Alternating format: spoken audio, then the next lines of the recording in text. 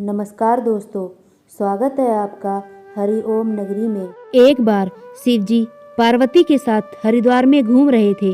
पार्वती जी ने देखा कि सहस्त्रों मनुष्य गंगा में नहा नहा कर हर हर गंगे कहते चले जा रहे हैं, परंतु प्रायः सभी दुखी और पाप परायण हैं। तब पार्वती जी ने बड़े आश्चर्य से शिव जी से पूछा कि हे देव, गंगा में इतनी बार स्नान करने पर भी इनके पाप और दुखों का नाश क्यों नहीं हुआ? क्या गंगा में सामर्थ्य नहीं रहा? शिव जी ने कहा, प्रिय, गंगा में तो वही सामर्थ्य है, परंतु इन लोगों ने पापनाशनी गंगा में स्नान ही नहीं किया, तब इन्हें लाभ कैसे हो? पार्वती जी ने आश्चर्य से कहा कि स्नान कैसे नहीं किया? सभी तो नहा नहा कर आ रहे हैं, अभी तक इनके शरीर भी नहीं सूखे हैं। शिव जी ने कहा, यह केवल जल में डुबकी लगा लगा कर आ रहे हैं। तुम्हें कल इसका रहस्य समझाऊंगा। दूसरे दिन बड़ी जोर की बरसात होने लगी। गलियां कीचड़ से भर गई। एक चौड़े रास्ते में एक गहरा गड्ढा था। चारों ओर रपटीला कीचड़ भर रहा था।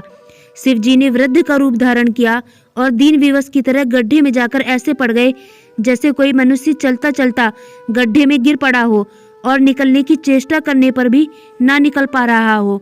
और पार्वती जी को कहा कि देखो, तुम लोगों को सुना सुनाकर यूं पुकारती रहो कि मेरे वृद्ध पति अचानक गड्ढे में गिर पड़े हैं, कोई पुण्य आत्मा इन्हें निकालकर इनके प्राण बचाए और मुझ असहाय की सहायता करे।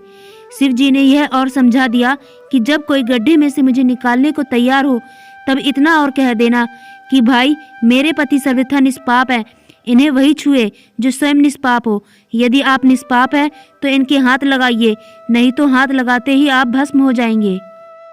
पार्वती जी तथास्तु कहकर गड्ढे के किनारे बैठ गई और आने जाने वाले को सुना सुनाकर शिव जी की सिखाई हुई बात कहने लगी।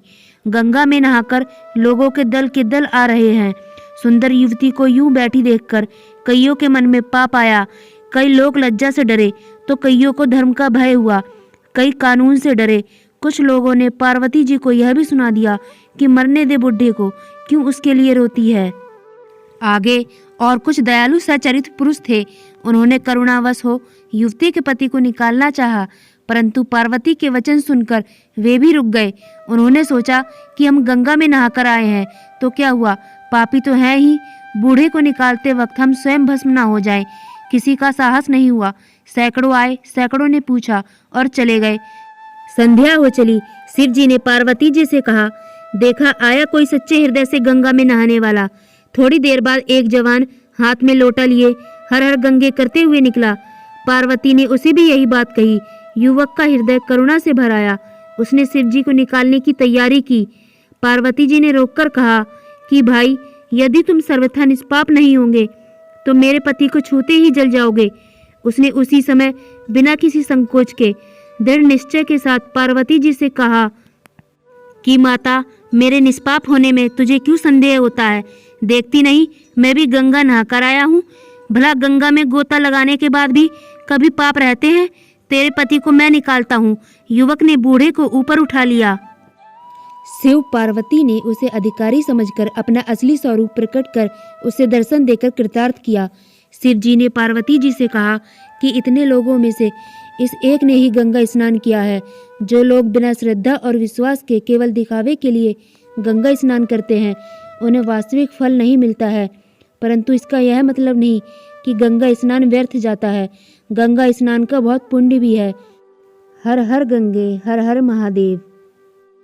अगर आपको ये जानकारी पसंद आई हो तो please like, share and subscribe जरूर करें और बेल आइकन को जरूर दबाएं, जिससे आपको हमारी आने वाली सभी वीडियो का नोटिफिकेशन मिल सके।